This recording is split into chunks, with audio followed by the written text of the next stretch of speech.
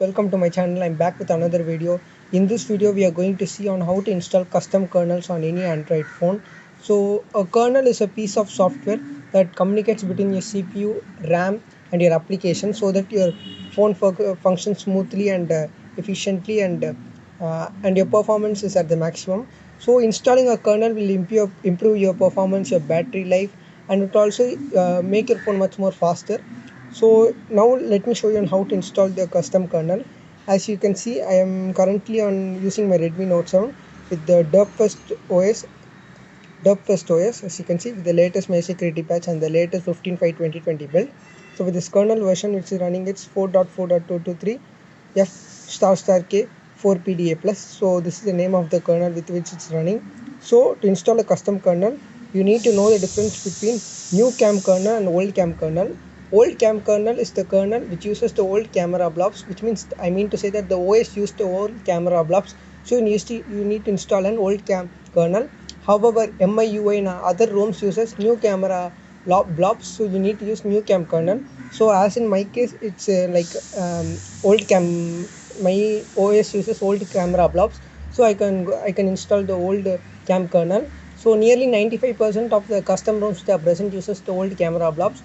So you have to try with your old cam first. Otherwise, if it doesn't work, you can go ahead and try with the new cam kernel. So let me show you how to install the kernel. To install the kernel, first you need to reboot your recovery. As in my case, it's the Orange Fox recovery. So let me boot into my recovery. Booting into your recovery, it is important that you back up your stock kernel so that in case if anything goes wrong in between, you can always flash your stock kernel and revert back to the state which you were present. So let me click on backup. So you have to click on new backup and click on boot.img. So this is the boot image. Boot image is your kernel image.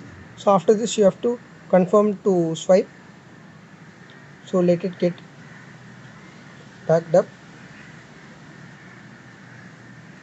As you can see, the backup is completed in 6 seconds. Now you can minimize it and go to the place where you have stored your kernel. So as in my case, I stored it in my micro SD card, and the kernel which I am going to use now is the Agni kernel version 8.4. As you can see here, let me show you the difference between new cam and the old cam kernel. If it's an old cam kernel, in the name of the kernel itself, it will be present as old cam. However, if it's in the new cam kernel, there won't be any name present, or there will be a name present as new cam. So as in my case, I'm going to flash the old cam kernel. So Agni Q old cam. So Agni is the name of the kernel, Q is the Android version with which it's running, and the old cam is the camera blobs which the kernel is going to use and the ROM is going to use. The lavender is the code name of my device, and the version the version is the stable version, and the version number is 8.4. So let me click on it and let me swipe to install.